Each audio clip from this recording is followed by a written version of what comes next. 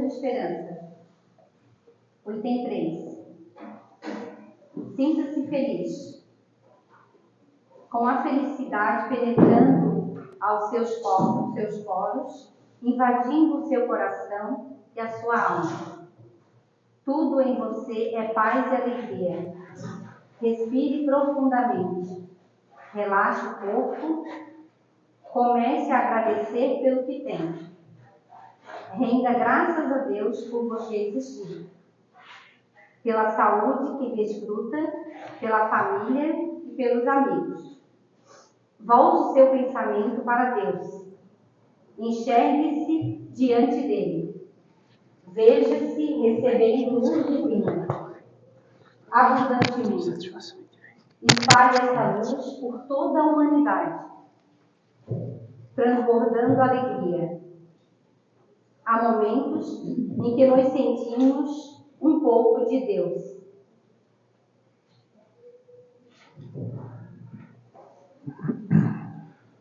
Boa noite a todos. Boa noite. Elevemos nosso pensamento a Deus, a Jesus. Imagina Deus tocando em cada coração, sarando cada ferida, cada dor. Não consigo ir além do teu olhar.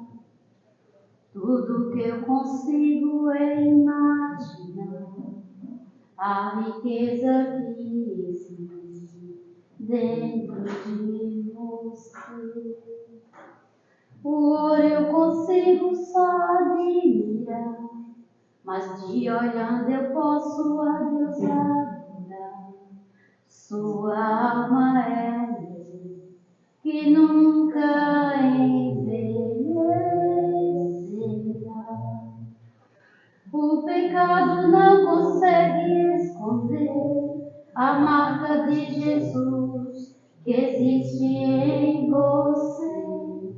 O que você fez ou deixou de fazer não mudou o início. Deus escolheu você. Sua raridade não está naquilo que você possui ou que sabe fazer. Isso é mistério de Deus com você. Você é o espelho que reflete na imagem do Senhor. Não chore se o mundo ainda não notou.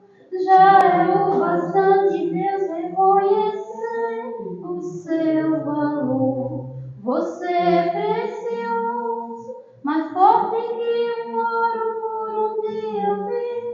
Se você desistiu, Deus não vai desistir. Ele está aqui para te levantar. Se o mundo te fizer cair, se o mundo te fizer cair, e assim seja, que Deus continue tocando cada um de nós, em nome de Deus e de Jesus. Ave Maria, cheia de graça, o Senhor é convosco. Bendita sois vós entre as mulheres, e bendito é o fruto do vosso ventre, Jesus. Santa Maria, Mãe de Jesus, rogai por nós, pecadores, agora e na hora do nosso desencargo. Que assim seja. E assim está aberta a palestra da noite de hoje com o nosso irmão Mauro. Que Deus te abençoe. Que assim seja.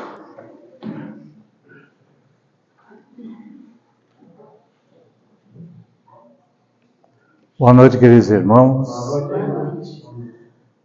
Que a paz de Deus esteja conosco e ela está. Agradecendo primeiramente a Deus Pai, nosso Criador, a inteligência suprema, causa de todas as coisas. Agradecer a Jesus, nosso mestre, irmão maior, governador do planeta. Agradecer a Maria Santíssima, Mãe do Cristo, aos benfeitores amigos, aos nossos guardiões, protetores, aos mentores da casa e a todos aqui presentes, encarnados e desencarnados. Agradecer também, em homenagem a este dia, Allan Kardec. Hoje, aniversário de Allan Kardec, o codificador da doutrina espírita. Ele que nos trouxe essa doutrina, que é a espiritualidade, através das comunicações, onde ele relatou todos esses momentos. E hoje nós temos aqui essa obra maravilhosa que é o Livro dos Espíritos, e assim as outras obras que a doutrina espírita nos oferece para o nosso conhecimento, para que a gente possa se esclarecer e melhorar a cada dia.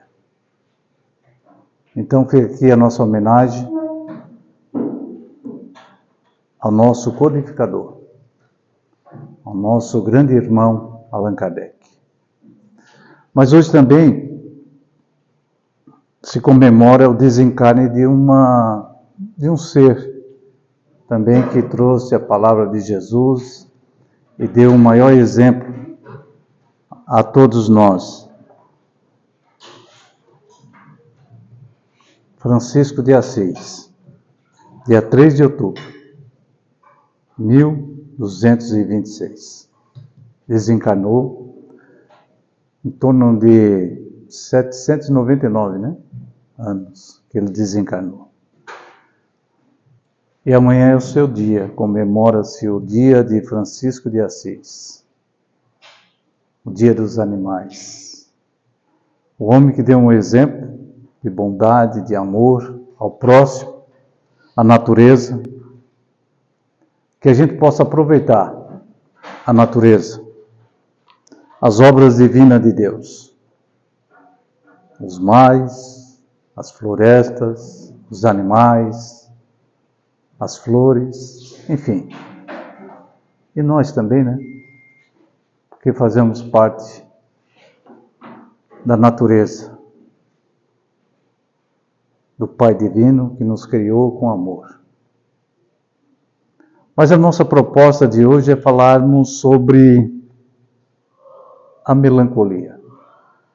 Esse é o nosso tema que trouxemos para essa noite. Quem já não sentiu uma vaga tristeza, desânimo? Quem em determinado momento já não sentiu assim uma angústia, um vazio? A melancolia é um processo natural. Ela é um processo natural, mas pode se tornar uma doença. Então, vamos lá no livro Evangelho segundo o Espiritismo, no capítulo 5, que fala sobre bem-aventurados os aflitos. E lá no item 8, François, ele faz a seguinte pergunta: sabeis por que uma vaga tristeza se apodera por vezes de vossos corações e vos faz sentir a vida tão amarga? Ele faz essa pergunta e já nos dá uma resposta dizendo: é vosso espírito que aspira à liberdade e à felicidade. E tendo o seu corpo como prisão, ele se esforça para se libertar. Mas como vê que os esforços que ele faz é inútil, ele sofre essa influência do corpo. Aí vem aquele desânimo, a languidez, e muitas das vezes nos entregamos aos desgostos, às tristezas. E quem já não passou por isso, Acreditamos que todos nós já passamos por momentos assim. E parece que a vida está tudo tranquila. A família está bem, a situação no nosso trabalho está bem, a saúde está boa, mas nos bate aquela tristeza, aquele desânimo. Quantas vezes, quando às vezes nós nos despertamos pela manhã daquela preguiça, aí hoje eu não queria trabalhar, Hoje eu gostaria de ficar um pouquinho mais na cama. Causas da melancolia. Aspiração por liberdade e felicidade. Foi isso que ele falou na sua resposta. Que o espírito aspira essa liberdade, essa felicidade. Então nós todos já trazemos isso conosco. Essa vontade de ser feliz, de estar livre. Todos nós queremos estar livres. Mas, aprisionamento do espírito. Ele próprio diz que, vendo o seu corpo como prisão, ele se esforça para se libertar. Mas vendo que esse esforço é inútil, ele desiste. Aí bate aquela tristeza. Um processo de perturbação do espírito, ele se torna mais complexo e demorado no encarne do que no desencarne. Porque no desencarne, o espírito, ele se liberta da sua prisão, que é o corpo. Então, nosso corpo, hoje, é a nossa prisão. Então, quando o espírito desencarna, ele se vê livre. Ele passa pelo processo de perturbação, que é natural, porque ele está saindo de uma dimensão e indo para outra. Saindo do corpo físico, indo para a erraticidade, para o mundo espiritual. Então ele está meio confuso. Isso é natural. Esse processo, dependendo do grau evolutivo de cada espírito, ele pode ser rápido ou longo, levar dias, anos. Tudo depende da condição de cada um de nós. Agora, quando nós encarnamos, há todo um processo de planejamento, preparação, há uma diminuição do perispírito, porque nós, ao desencarnar, deixamos nosso corpo. Esse fica na terra, esse fica na matéria. Nós, quando encarnamos, temos que ter outro corpo. Aí ele vai se desenvolver aos poucos, do embrião até se tornar o feto, enfim. E a sequência, no nascimento, crescimento daquele corpo. Então, há esse processo, essa preparação do perispírito. O espírito não, é o mesmo. O espírito que desencarnou é o mesmo que vai encarnar. Mas o corpo é diferente. É um novo corpo. Então, esse processo de perturbação é bem mais demorado e mais difícil. Por quê? Porque o espírito, na sua consciência, ele sabe que vai ficar preso. Ele vai ficar preso naquele corpo. Então vai haver o quê? Uma limitação. Ele vai ter dificuldades.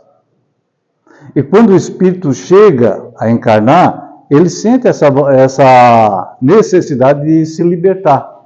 Ele quer ficar livre. Ele quer ficar livre. E ele também quer a felicidade. E a felicidade, todos nós sabemos que é através do nosso melhoramento, nosso crescimento espiritual. É quando a gente vai deixando as coisas que nos fizeram mal, ou que nós fizemos mal, e nos tornamos criaturas melhores, espíritos melhores. Então, nós trouxemos um exemplo de um pássaro. Não sei se já falei sobre isso. Quando um pássaro ele é aprisionado numa gaiola, ele começa a se debater. Ele voa de um lado para o outro, querendo fugir da sua prisão. E muitas das vezes ele se machuca. Machuca o seu bico, às vezes chega até a quebrar a sua asinha, de tanto esforço que ele faz para sair daquela prisão, porque ele estava livre. Ele voava. Aí nós fomos lá, capturamos aquele animal, aquela ave, e colocamos numa prisão. E assim é o espírito. Ele está livre na erraticidade. Agora ele sabe que vai encarnar. Vai passar por todo um processo na sua vida física. E vendo isso, ele quer o quê? fugir. Eu não quero ficar naquele corpo, porque nós, através do esquecimento, nós esquecemos do nosso propósito. O que fizemos, ou o que viemos fazer aqui na Terra. Então o espírito quer fugir. Aí vem o desgaste e o cansaço. Ele vê que aquele esforço de fugir não consegue. Ele não consegue se libertar. Aí vem a tristeza, a melancolia, o desânimo. E assim é como uma ave. Quem já não viu, né? Aquela ave, ela para, fica lá no cantinho, como se estivesse desanimada, não conseguiu a liberdade e fica ali presa. Nós vamos assim, vivendo a vida na matéria, muitas das vezes tendo esse alto e baixo, que é a melancolia. Aqueles momentos de tristeza, de desânimo, que a gente não consegue entender. Ah, mas a minha vida é tão boa, está tudo ótimo, por que essa tristeza? Por que eu estou assim tão abatido, dessa languidez, né? Essa falta de viver? Às vezes não compreendemos. É o nosso espírito que está aspirando, desejando essa liberdade, essa felicidade. Quantas vezes já paramos e pensamos assim, puxa, tanta coisa ruim nesse mundo, né? Tanta maldade, tanta violência. Será que um dia não vai surgir o bem completamente? As pessoas vão se amar? Não vai haver revolta, guerras, crimes, violência, tanta maldade? É porque nós queremos essa felicidade. Nós desejamos essa felicidade. Nós procuramos essa felicidade. E quando nós não encontramos essa felicidade que possa preencher o nosso espírito, nós vamos em busca do quê? Da felicidade material. Satisfazer com as coisas materiais. Comprar um carro. Ah não, hoje eu não quero mais esse celular. Daqui a um ano compra outro, daqui a alguns meses troca. A gente não satisfaz com aquele carro, já queremos trocar o carro. Nunca estamos felizes. Porque falta isso. A felicidade espiritual, sentimento, que às vezes a gente não encontra. A melancolia, quando não combatida, pode levar a estados de angústia e desânimo profundos. Aí que está o perigo. Porque a melancolia é algo natural do espírito. Ele sente essa tristeza, esse vazio. Quantas vezes o pássaro, que a pessoa vai lá, depois de um bom tempo, um período na gaiola, vamos aí abrir uma gaiola, às vezes ele nem quer fugir. Ele já se adaptou com aquela prisão. E assim somos nós. Nós estamos aqui e quando chega o nosso momento de desencarnar, não queremos ir. Acostumamos aqui com a prisão. Se eu perguntar hoje, quem quer desencarnar nesse momento? Alguém quer? Eu não quero. Porque já acostumamos. Já nos adaptamos à vida física, material. Mas não somos daqui, somos espíritos. Viemos do mundo espiritual. E assim aquela ave que não sente vontade de fugir, de se libertar. Então, essa angústia, esse desânimo profundo pode trazer consequências piores. E é isso que nós vamos ver nesse momento. A melancolia, ela pode agravar-se e levar a doenças graves. Aí que está o cuidado. Nós temos que observar isso em nós e no próximo. Ah, passou uns 15, 20 minutos, 30 minutos, essa tristeza, opa, vamos abrir o olho, isso não é certo. Alguma coisa está acontecendo. E aí ela pode se tornar em coisas graves. Uma depressão clínica, porque nós estamos falando de melancolia, não é depressão. Mas pode se tornar uma depressão clínica. Um transtorno depressivo maior, com o risco de suicídio. Agravamento da saúde física e mental. Isolamento social. Observar os nossos filhos, quando se isolam dos outros, até mesmo nós, quando nos afastamos das pessoas, Ah, por que você não vai lá na casa do seu amigo? Ah, não estou com vontade. Mas sempre ia. E agora não vai mais. Aconteceu alguma coisa? Não, não estou com vontade. Vamos abrir os nossos olhos. Os transtornos de ansiedade. E quando a gente fala nessa isolamento social, hoje a gente ouve muito falar sobre fobia social. Pessoas que não conseguem estar num ambiente com muitas pessoas. Seja num trabalho, seja na escola, num ambiente familiar. As pessoas procuram se isolar. Então tenhamos cuidado. Os transtornos de ansiedade, que hoje a gente ouve muito falar, né? Ah, fulano está com ansiedade. Ah, porque ele tem muita ansiedade, isso. Então a gente vê muito isso nas pessoas. Tenhamos esse cuidado. Problemas cardíacos também acontece. E demências, esquecimentos. Passamos a esquecer as coisas. Principalmente quando se trata da infância, da nossa adolescência. Traumas que a gente vivenciou naquele período, e às vezes a gente esquece. E não é só as coisas ruins que aconteceram na infância, mas também as coisas boas a gente bloqueia. Então essas demências, esquecimentos, tenhamos cuidado. Esquecer muitas coisas assim, né? A tecnologia pode ajudar na melancolia? O computador, o celular, pode ajudar? Sim, a tecnologia pode ajudar na melancolia de várias formas, como através de aplicativos de meditação, terapia online e comunidades virtuais de apoio. Isso estamos falando naquele estágio de melancolia, quando aparece uma tristeza, vou lá dar uma pesquisada lá, aí tem uns aplicativos de meditação, meditar, né? Relaxar, para que a gente não entre em sintonia com pensamentos negativos, é bom. Mas também pode agravar o problema com o uso excessivo, comparativos sociais e constante exposição a notícias negativas. E hoje é o que mais tem, né? Ligamos a TV, notícias negativas, desastres, guerras, violência, maldade, enfim. Isso tudo nós vamos recebendo. Essa energia negativa. Então tenhamos esse cuidado. Principalmente quando deixa de ser uma melancolia e se torna já uma doença, uma depressão.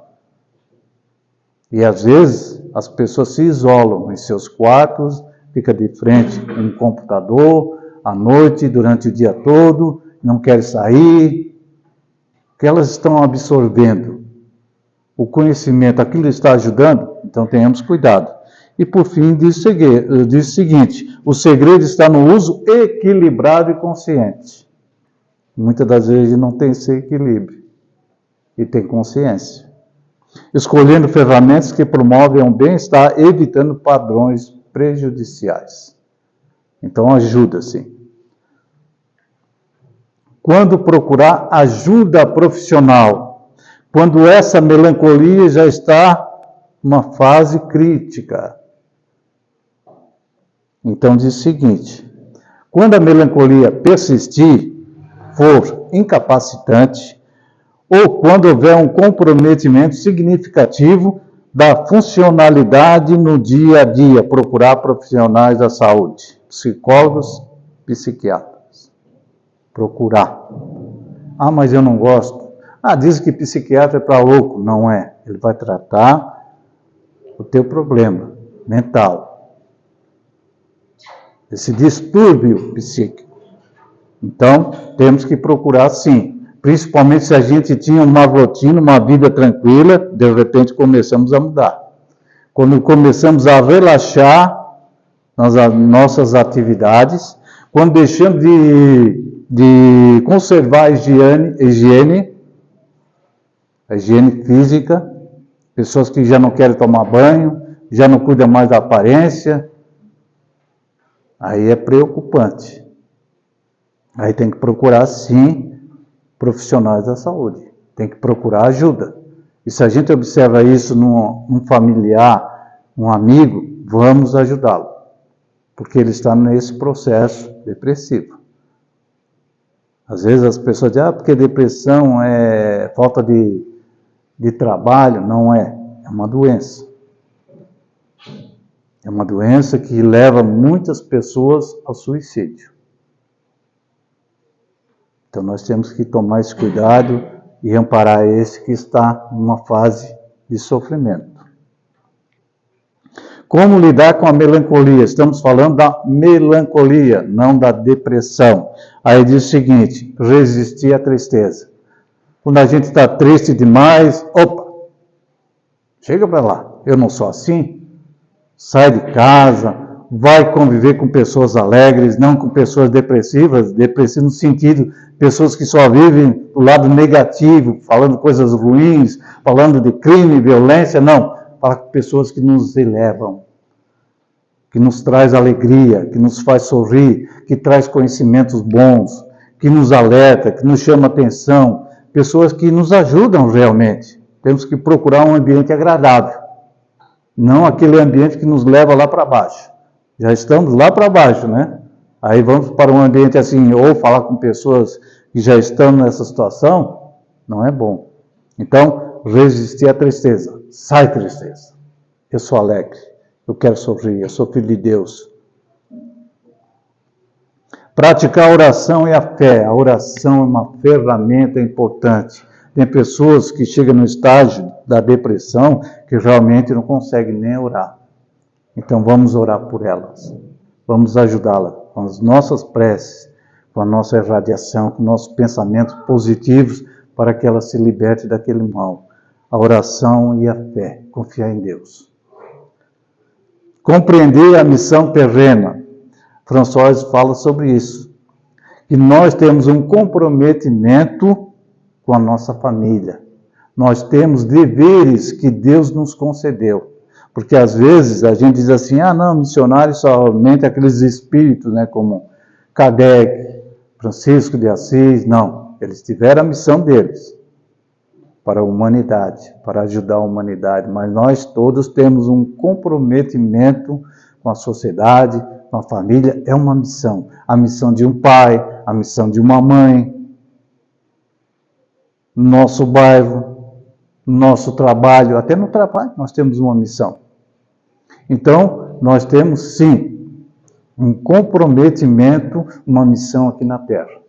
Ninguém está aqui somente para o lazer, para usufruir das coisas materiais e sair daqui dizendo assim, não, eu já aproveitei o que eu tinha que aproveitar. Tem pessoas que pensam assim, temos que aproveitar a vida mesmo, a vida é rápida, daqui a pouco morremos. E o que é aproveitar a vida? É só os prazeres da matéria? É aquilo que eu falei, que o espírito quer se libertar e não consegue a felicidade e procura a felicidade nas coisas materiais, transitórias, efêmeras. E não preenche o nosso espírito. Satisfaz naquele momento. Porque sentimos a necessidade daquelas coisas materiais. Mas aquilo não vai proporcionar para nós uma felicidade completa. A felicidade está dentro de cada um de nós. É aquilo que a gente faz de bom. Enfrentar os problemas com coragem, mesmo que as dificuldades sejam insuportáveis, mesmo que o vento venha soprando com toda a força, derrubando tudo, e a dor chega até nós e parece que a gente não vai conseguir vencer. Mas tenhamos coragem, porque tudo é transitório, tudo é passageiro. Buscar a paz interior. Essa paz interior que só cada um de nós pode conquistar. Uma consciência tranquila e que estamos fazendo o nosso melhor. Porque ninguém vai sair desta vida, dessa atual existência perfeito. Isso ninguém vai conseguir, pode ter certeza. Então nós temos que ter essa paz interior, dizer assim, eu estou fazendo o meu melhor. Eu quero proporcionar ao meu semelhante também o melhor. Ajudar aquele irmão que está triste, está desanimado, e dizer para ele, tenha coragem. Você vai superar tudo isso. Isso para nós também. eu vou superar tudo isso. Fazer o bem e fortalecer os laços. Certa feita, Chico Xavier estava muito triste, melancólico, desanimado. E aí, o seu mentor espiritual, Emmanuel, disse a ele: vai lá na periferia.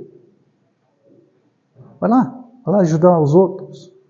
E ele saiu, quando ia para lá, ele se sentia tão bem, que quando ele voltava para casa, ele se sentia envergonhado por estar triste e desanimado, porque aqueles irmãos lá passavam dificuldades, e muitos deles sorriam, e eram felizes. E ele via a dificuldade deles, e ele ainda estava lá, abatido, melancólico, desanimado. Então, às vezes, nós temos que sair do nosso canto, do nosso ambiente, para vivenciar as situações do outro lá fora, da vida do nosso semelhante. Porque para nós parece que está tudo ruim, tudo difícil. Parece que as coisas estão pesadas para nós.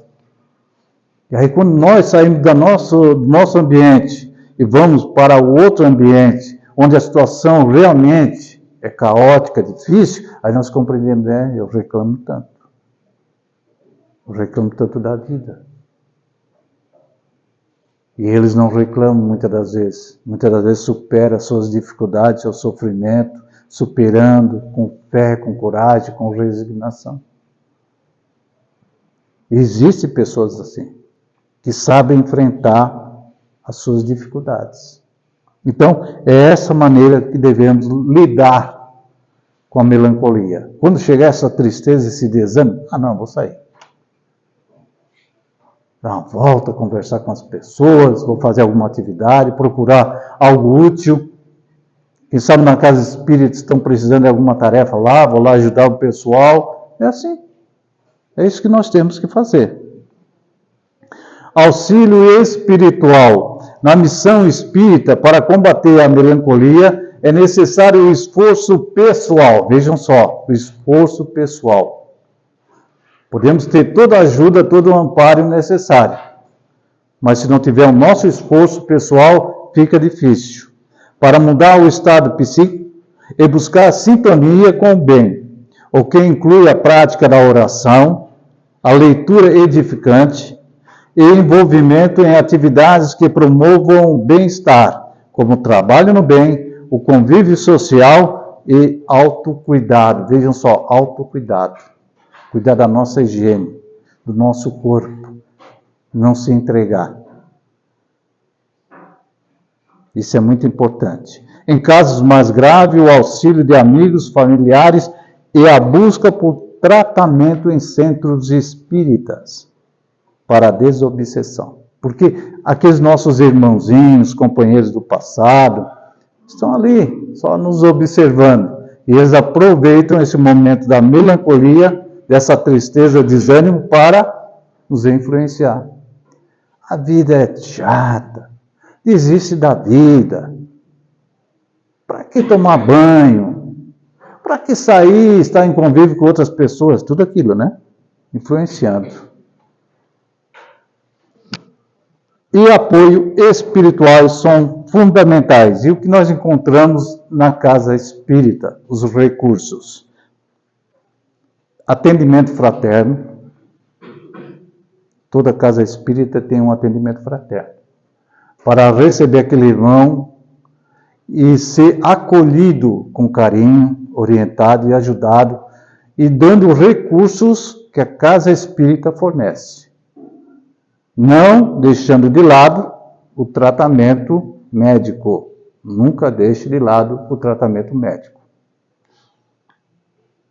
Tratamento na maca. Algumas casas dispõem de tratamento na maca. Evangelho no lar. Orientação sobre o Evangelho no lar, para que as energias no ambiente familiar se tornem energias boas e edificantes, para afastar essas influências negativas. Harmonização, equilíbrio e a presença dos bons espíritos. Água fluidificada. A maioria das casas nós trouxemos os recipientes para que essa água seja fluidificada, para um tratamento. Doutrinária, a doutrina, conhecimento, assim como a irradiação, irradiar. Para aquelas pessoas que estão doentes ou estão em outro estado, outra cidade, e a gente lembra dela, meu pai, meu irmão, meu amigo está com problema lá de depressão, está numa melancolia, né? O que fazer? Vamos colocar o nome dessa pessoa aqui na casa espírita e vamos fazer um trabalho de irradiação, energias, para fortalecer aquele irmão.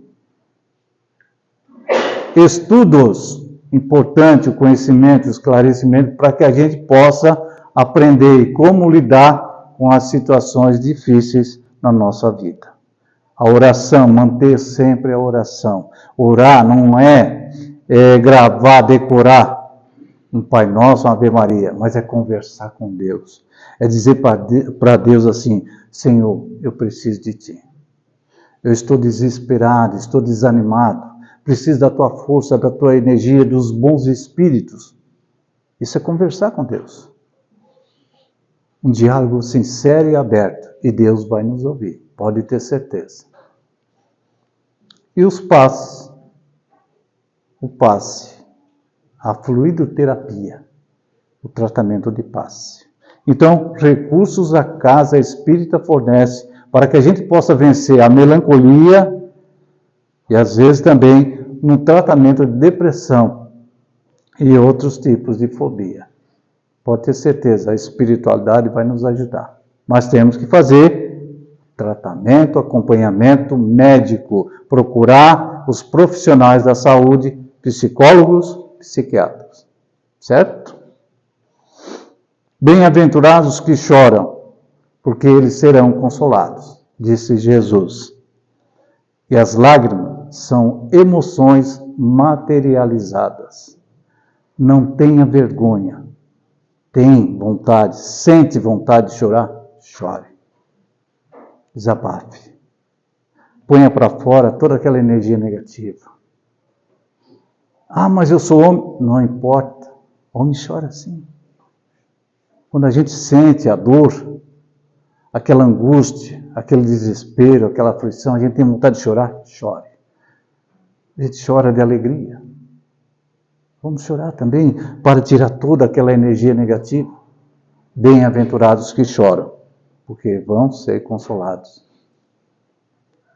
Então, François, ele diz o seguinte: acreditai no que vos digo, eu resisti com energia a essas impressões que vos enfraquecem a vontade. Nós temos que resistir. Não é fácil? Não. Porque quando vem aquela dor mesmo, aquele desânimo completo, aquela tristeza, aquela angústia, não é fácil. E se a gente não consegue pelo esforço próprio, vamos buscar ajuda. Fale com o pai, com a mãe, com o irmão. Mas meus pais não vão entender, eles vão achar que é coisa da minha cabeça. Procure um amigo, procure outro parente, procure ajuda na casa espírita. Faça o atendimento fraterno, dê o seu nome, alguém vai acolher, os atendentes vão receber com carinho e vão transmitir a você confiança, dizer que você vai vencer tudo isso, que você vai passar por um tratamento na casa espírita e vai se libertar de muitos males. Então não vamos desistir nunca, vamos lutar. E quando a gente observar que as pessoas estão se afastando, se isolando, vamos trazer ela para a sociedade. Dá ela força, ânimo. Nunca estaremos sós. Jesus está no leme das nossas vidas. Atento, vigilante, e não nos faltará em nossas necessidades. Jesus, ele entrou num barco e os discípulos acompanharam ele. Naquele dia, Jesus atendeu durante o dia todo, até a noite. Curou muitos cegos, afastou os obsessores. Jesus estava tratando todo aquele povo que vinha até ele. Porque para Jesus não tinha tempo nem hora.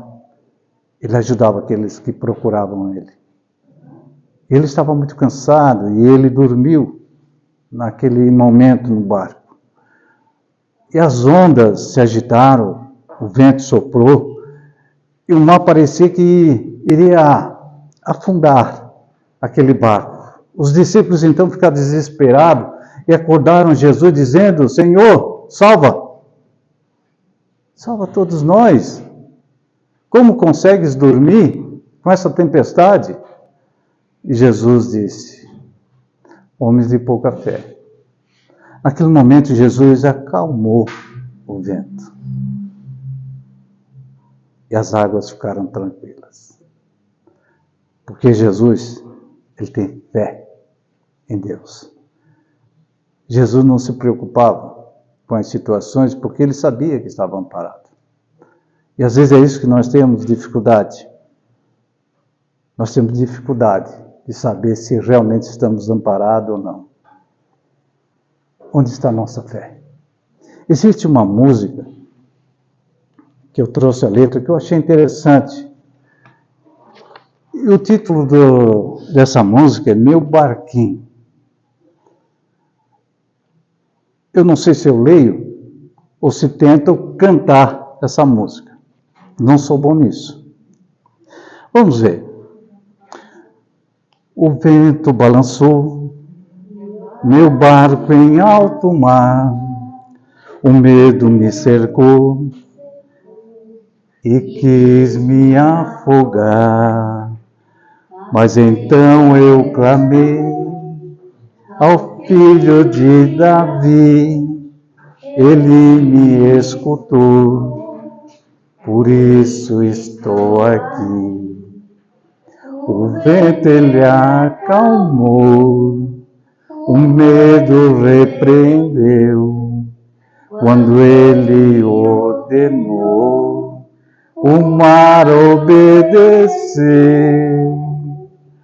Não temo mais o mar, pois firme está minha fé, no meu barquinho está Jesus de Nazaré. Se o medo me cercar, ou se o vento soprar, seu nome eu clamarei, ele me guardará. Não temo mais o mar, pois firme está minha fé, no meu barquinho está Jesus de Nazaré. Se o medo me cercar, ou se o vento soprar, seu nome eu clamarei, ele me socorrerá. E assim, Jesus, ele quer entrar no nosso barco, ou seja, na nossa vida. E quando o vento soprar com toda a sua força e o mar ficar agitado, quando as dificuldades surgirem em nosso caminho, nós tenhamos a confiança em Jesus, é isso que ele quer. Confie em mim, você não está só. Quando esse desânimo, essa aflição, essa tristeza nos chega e nos bate à porta, quando tudo fica agitado e parece não haver solução, é a presença de Jesus que devemos chamar. Porque o Mestre Jesus, ele falou, no mundo tereis tribulações, mas tende bom ânimo. Tende bom ânimo. Nós estamos aprisionados no nosso corpo, nessa gaiola, mas que um dia vamos ficar livres, libertos. Porque Jesus disse, eu venci o mundo. E todos nós podemos vencer esse mundo. Nos tornando criaturas melhores, anjos. Não com asas, mas anjos libertos, com amor, com o bem. Essa é a nossa mensagem dessa noite. A homenagem, mais uma vez, a Kardec, codificador da doutrina espírita, que nos trouxe as obras, o Consolador prometido por Jesus, a Francisco de Assis, que amanhã comemora-se o dia dele, dizendo que Deus está sempre conosco e nunca nos desampara. que abençoe a todos, que tenhamos um ótimo final de semana, cheio de luz e muita paz. Só me desculpe, eu não estou bem afinado, né? A irmã ajudou. Não sou cantor, mas contribuímos com essa linda mensagem que traz essa letra da música, o barquinho. Que assim seja. Que assim seja.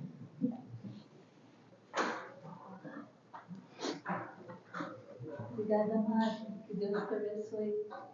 Obrigado, Nós igualmente. não sentiu melancolia, né? E a melancolia é sempre a alma gritando, pedindo socorro. É um sinalizador dizendo que a gente está no caminho errado, né? É o caminho do meio. E muitas das vezes a gente não percebe o que está acontecendo. E temos sim que pedir ajuda. Quando ela demora muito tempo, é um sinal muito grave que algo está errado. E muitas das vezes a gente se acostuma com essa melancolia e não pede ajuda e não pede socorro. Então convido a todos a fechar os olhos, elevando o nosso pensamento a Deus, a Jesus, a nossa Mãe Maria Santíssima, que ela possa vir ao nosso encontro, nos socorrer diante das nossas melancolias, diante dos nossos sofrimentos.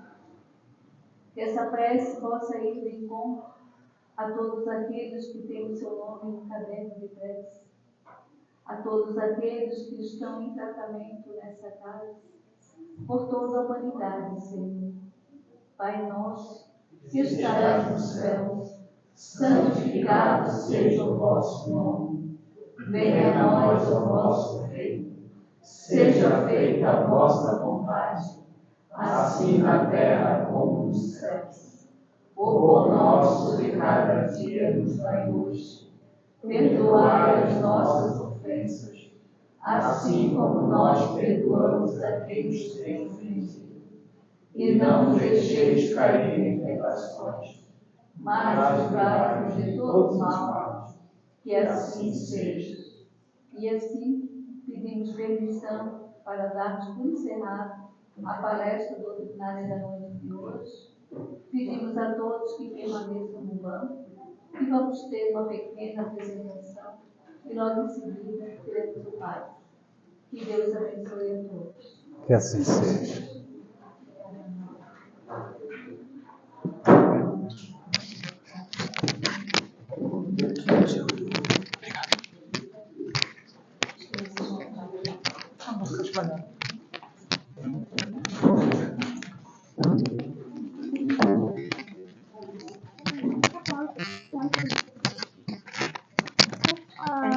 O dele sim.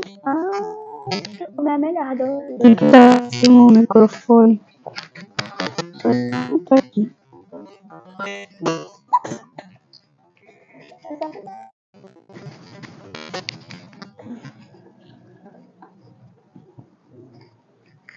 Fica aí, tu devagar.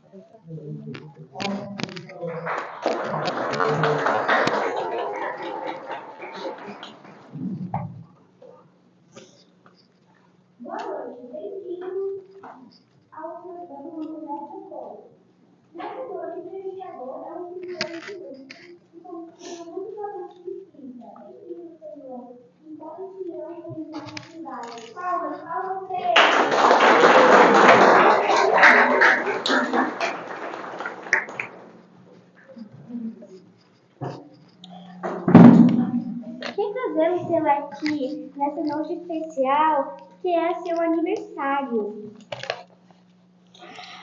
Sim, boa noite a todos. É um prazer atender esse convite. Hoje é dia 3 de outubro, dia do meu nascimento em 1804. 221 anos atrás? Nesse período, estive encarnado por 64 anos. dos quais trabalhei muito, mas quis a providência divina que eu desencarnasse por um aneurisma em 1869. O senhor Rivário nasceu em Lyon, na França, correto? Corretíssimo. Aos 10 anos, me mudei para a Suíça e lá estudei e tive um mestre maravilhoso, senhor Pestalozzi. Aos 14 anos, ele me permitia dar aulas aos meus colegas, já que fui muito estudioso e empenhado em ciências, aritmética, astronomia e gramática. Hoje sou poliglota, falo francês, alemão, inglês, italiano, espanhol e um pouco de holandês. Incrível, senhor Rivário. Vou abrir as perguntas da plateia, tudo bem? Sim, estou preparado para todas as perguntas. Primeira pergunta. Estou estudando e trabalhando tanto. O senhor teve tempo para si mesmo, para namorar, por exemplo? Sim, eu fui casado com minha querida Amiela Gabriele. Eu tinha 28 anos quando casamos e como éramos professores e trabalhamos muito, tivemos uma escola e não tivemos filhos. Segunda pergunta. Eu estou confuso. O senhor se chama Rivário, mas eu vim para ver a entrevista com Allan Kardec. Onde está Allan Kardec? Bem, aqui está Allan Kardec. O nome do batismo, senhor Kardec. Hipólite Leão de Amizade Rivário. Allan Kardec é um pseudônimo. Sabe o que significa? É um nome que adotei, pois meu nome civil era muito conhecido na sociedade francesa. E como fiquei sabendo em conversa com os espíritos que tive o nome Allan Kardec em uma encarnação passada, achei melhor utilizá-lo para assinar a codificação. Segunda pergunta. Terceira pergunta. Senhor Kardec, sempre acreditou nas mesas giradas e respondeu perguntas? Não, inicialmente achei que era uma fábula, até que participei de um desses encontros em 1855 e pude verificar a verdade. Quarta pergunta. Como podemos dizer que não era uma brincadeira? As mesmas perguntas foram feitas em lugares diferentes e as respostas sempre eram as mesmas.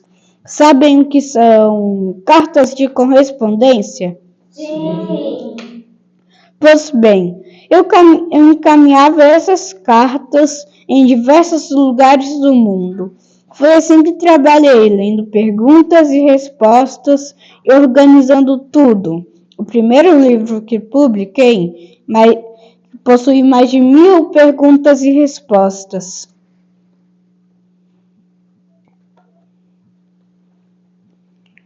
Quinta pergunta.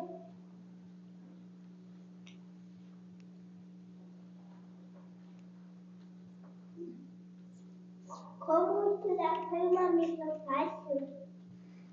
Nem um pouco. Naquele tempo, eu já tinha mais de 50 anos. Não tinha luz elétrica, o transporte era difícil e a comunicação por correio também. Além disso, a codificação espírita despertou as pessoas que não concordavam com o que eu tinha escrito. Sacrifiquei meu repouso, minha tranquilidade e minha saúde.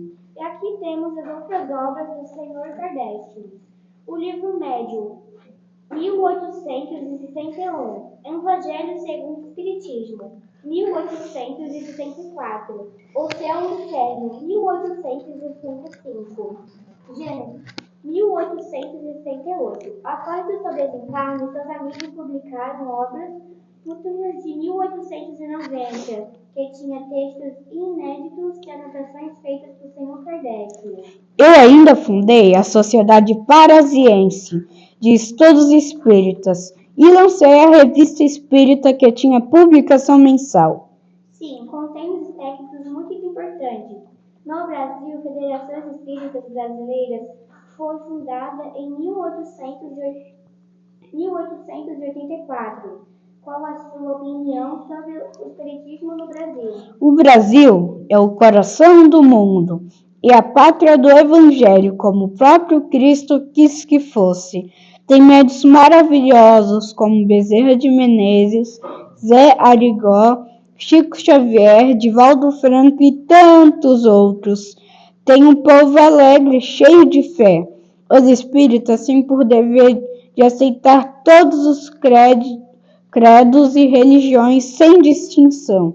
Devem amar todas as raças e ser humildes e caridosos. Qual conselho deixaria às novas gerações de trabalhadores espíritas? Todo espírita é cristão e deve estar atento aos mandamentos do Cristo. Não esqueça das bases do espiritismo, entre as mais importantes, a existência de Deus, a imortalidade da alma e a pluralidade dos mundos. Não estamos sós, o caminho é muito longo. Tenha bons pensamentos e pratique a caridade, faça oração. Palmas, pessoal, muitas palmas.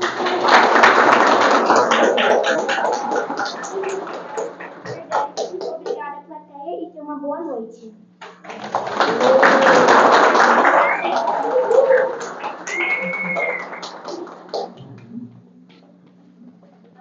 Sendo assim, encerramos a apresentação. Vamos ficar no lugar agora para tomar o passo. A criança não vai se machucar. Podem todos juntos. Parabéns.